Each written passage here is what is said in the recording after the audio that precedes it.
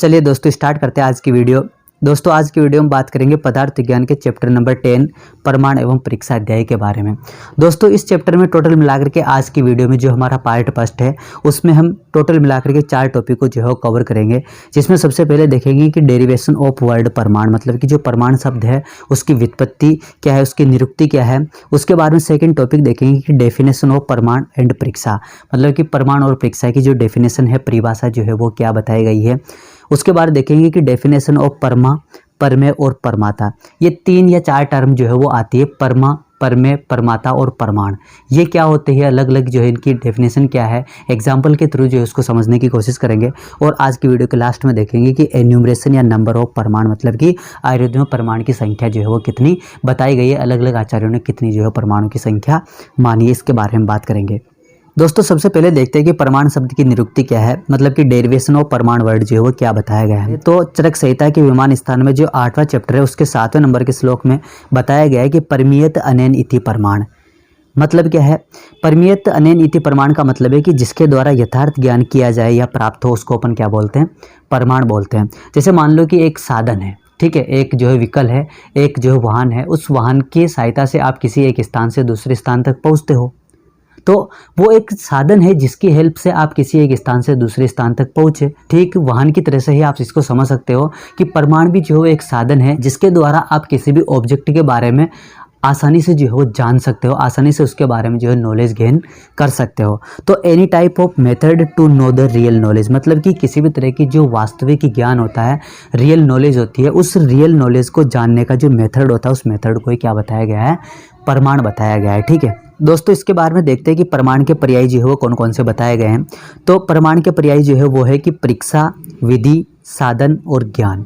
ये टोटल 4 या 5 जो है वो परमाणु के पर्याय बताए। इसमें आपको एक छोटा सा ध्यान रखना है कि जो परीक्षा शब्द है ना, इस परीक्षा शब्द को आचार्य चरक ने प्रयोग किया है परमाणु की जगह पे। मतलब आचार्य चरक ने अपनी चरक संहिता के अंदर परमाणु के स्थान पर जो है वो किसका प्रयोग किया है, परीक्षा शब्द का प्रयोग किया है। छोटा सा चीज़ जो है आपको ध्यान में रखनी है। ठीक है, इसके बाद में देखते हैं दोस्तों कि परमाणु की परिभाषा जो है वो क्या है। उसकी अगर अपन बात करें कि डेफिनेशन ऑफ परमाणु जो है क्या है, तो जिस साधन या विधि के द्वारा परमाता परमेय का ज्ञान प्राप्त करता है उसी को अपन क्या बोलते हैं, परमाणु बोलते हैं।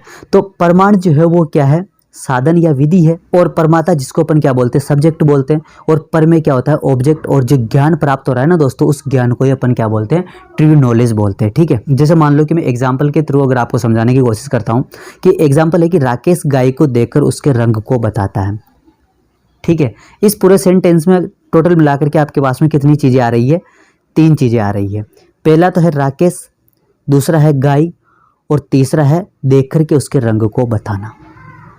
ठीक है, तो राकेश जो है यहाँ पर क्या है, परमाता है, मतलब कि सब्जेक्ट है। और गाय की अगर मैं बात करूँ दोस्तों, तो गाय जो है क्या है, परमेय है, मतलब कि क्या है, ऑब्जेक्ट है। और देख करके उसके रंग को बताना, ये पूरा का पूरा जो एक मेथड है, एक विधि है, इस विधि को अपन क्या बोलते हैं, परमाणु बोलते हैं। तो इस तरह से जो आप इसको पूरा समझ सकते हो। ठीक है, इसके बारे में दोस्तों और विस्तार से देखते हैं कि परमा, परमेय, परमाता और परमाणु, ये 4 टर्म जो आई है वो क्या है।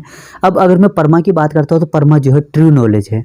कोई भी चीज़ हो उसकी आपको जो वास्तविक ज्ञान जिस वस्तु का प्राप्त हो रहा है, तो जो प्राप्त होने वाला जो वास्तविक ज्ञान है दोस्तों, जो ट्रू नॉलेज है, जो रियल नॉलेज है, उस रियल नॉलेज को ही क्या बोला गया है, परमा बोला गया है।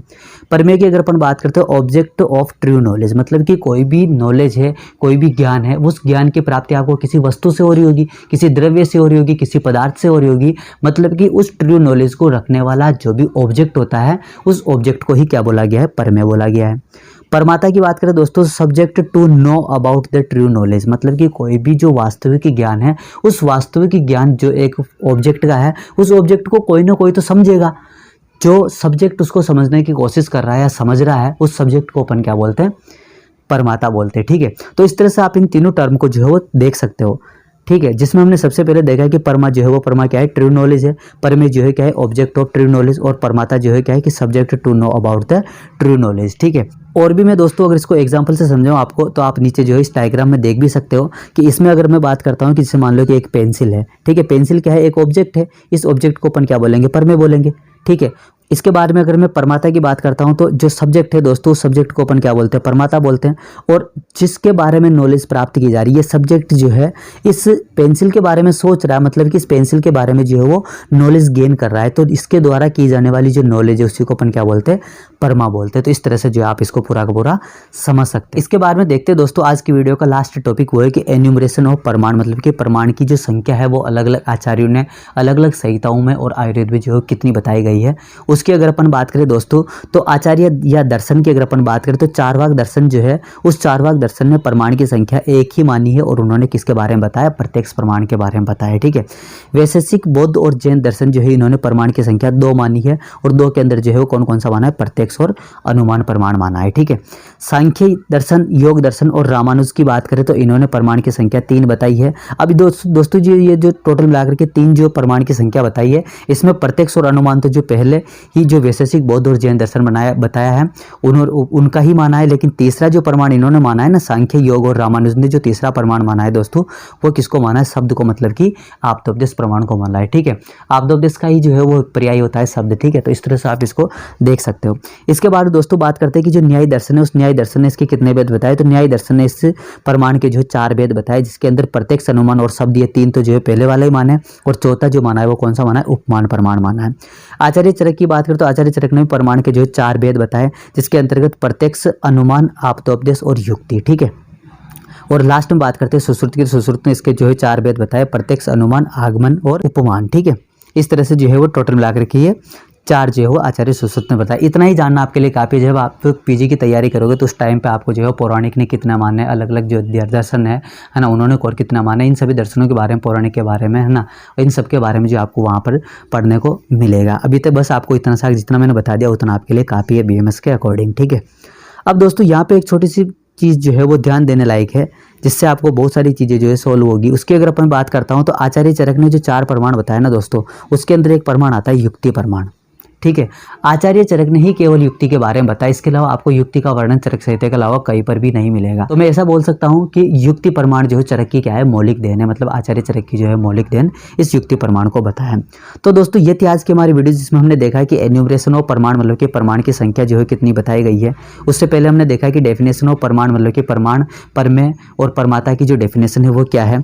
और वीडियो की शुरुआत में हमने देखा था कि प्रमाण की परिभाषा जो है क्या बताई गई है, प्रमाण के शब्द की जो है निरुक्ति क्या है, इन सभी के बारे में हमने देखा। Thank you so much.